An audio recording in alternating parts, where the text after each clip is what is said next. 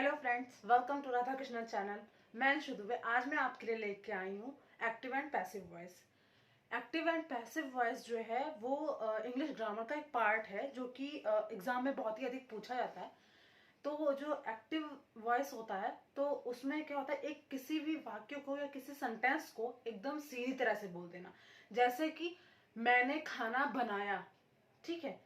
इसी को अगर तोड़ मरोड़ के मतलब इस तरह से बोलना कि मतलब उसका मीनिंग वही हो लेकिन उसका बोलने का तरीका अलग हो जाता है, तो उसको हम पैसिव वॉइस कहते हैं। जैसे कि एक्टिव वॉइस में अगर हमने ये बोला कि मैंने खाना बनाया, तो पैसिव वॉइस में ये बोलेंगे कि मेरे द्वारा खाना बनाया गया। ठीक है, तो एक्टिव और पैसिव वॉइस में सिर्फ इतना ही अंतर होता है।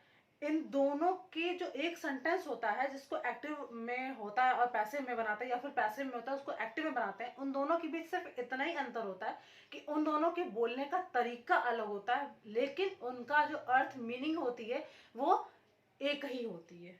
ठीक, चलिए आज मैं देखती हूँ कि आज मैं आपको बताऊंगी कि आपका जो प्रेजेंट के जितने भी पार्ट्स हैं, प्रेजेंट इंडेफिनिट, परफेक्ट, कंटिन्यूअस और प्रेजेंट परफेक्ट कंटिन्यूअस में कैसे कैसे हम एक्टिव से पैसिव वॉइस में चेंज करते हैं। ओके, चलिए पहला हम लेते हैं आपका प्रेजेंट इंडेफिनिट का।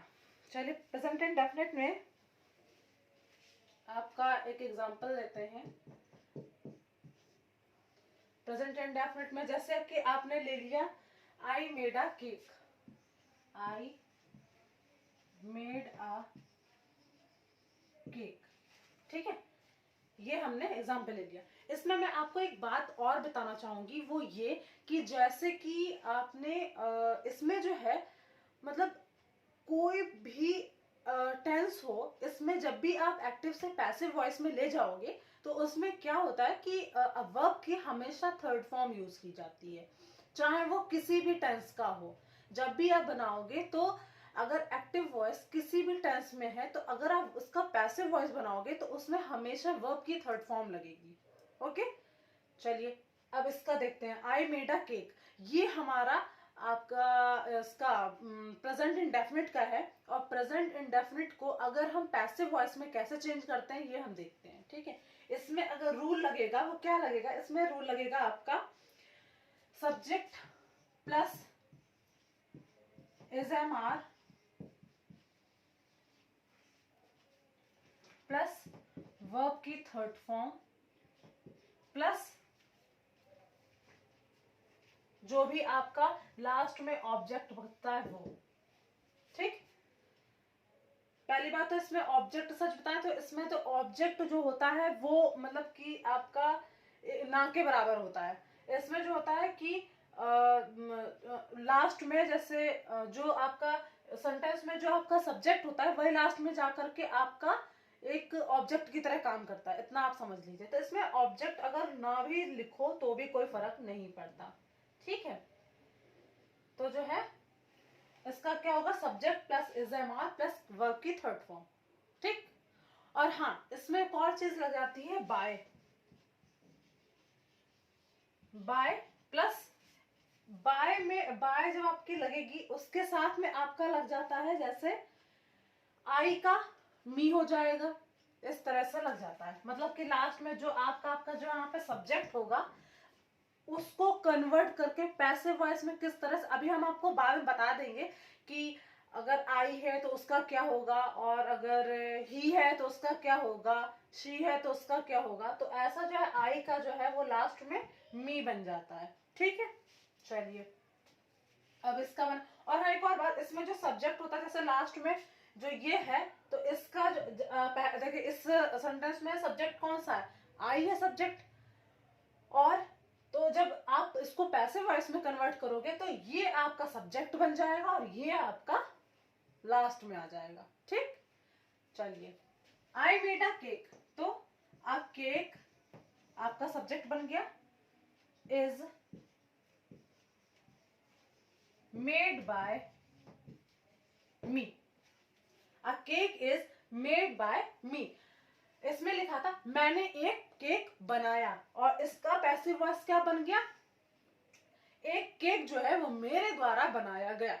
ठीक, तो इसमें अंतर ही क्या हुआ, सेम मीनिंग बट कहने के जो तरीके हैं वो डिफरेंट हो गए। ठीक, चलिए नेक्स्ट आपका आता है ये आपका था प्रेजेंट इंडेफिनिट का। अब आता है आपका प्रेजेंट कंटिन्यूअस का।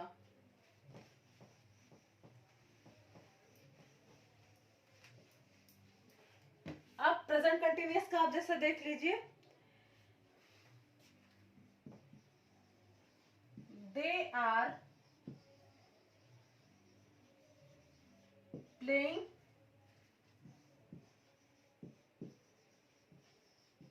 Cricket, they are playing cricket.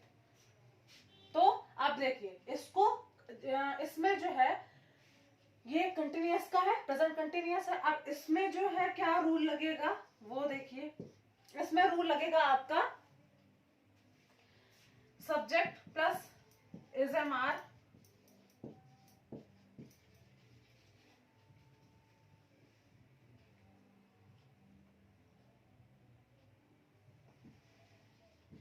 Plus, अब देखिए इसमें जब ये आपका उसमें कंटिन्यूअस में होता है तो उसमें जो है आपका लग जाता है बीइंग, BEING प्लस वर्ब की थर्ड फॉर्म। ठीक, अब देखिए ये हमारा क्या था, यहाँ पर सब्जेक्ट था और अब क्या होगा, इसका उल्टा हो जाएगा, ये पीछे चला जाएगा और वो आगे आ जाएगा। तो क्या होगा, the cricket is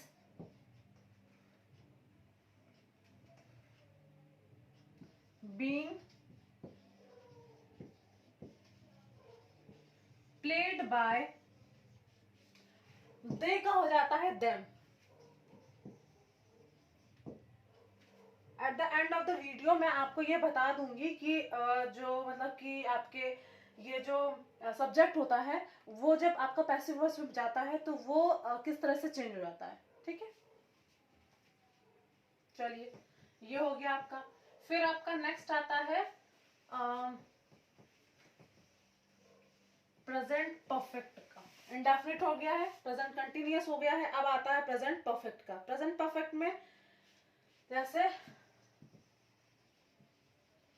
someone has been, sorry इसमें जो है someone has eaten my apple, someone has eaten my apple। तो इसका क्या हो जाएगा, अभी देखिए इसका रूल क्या होगा, इसका रूल ये होता है सब्जेक्ट प्लस, अब देखिए इसमें क्या होगा, हैज हैव का यूज किया गया है तो इसमें क्या लग जाएगा आपका बीन, हैज और have plus been plus verb की थर्ड फॉर्म। वर्ब की थर्ड फॉर्म हर एक टेंस के सेंटेंस को पैसिव वॉइस में चेंज करने के लिए यूज किया जाएगा। ठीक है, तो इसमें क्या होगा, अब देखिए यहाँ पे ये सब्जेक्ट था, चेंज करेंगे तो पीछे वाला आगे आ जाएगा, my apple has been eaten by, someone का समवन ही रहता है। ठीक है, someone, my apple has been eaten by someone. Okay,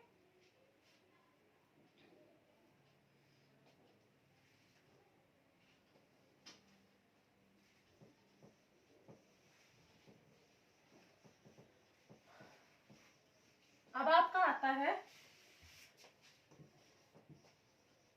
present perfect continuous. इसका पैसिव वॉइस नहीं बनता,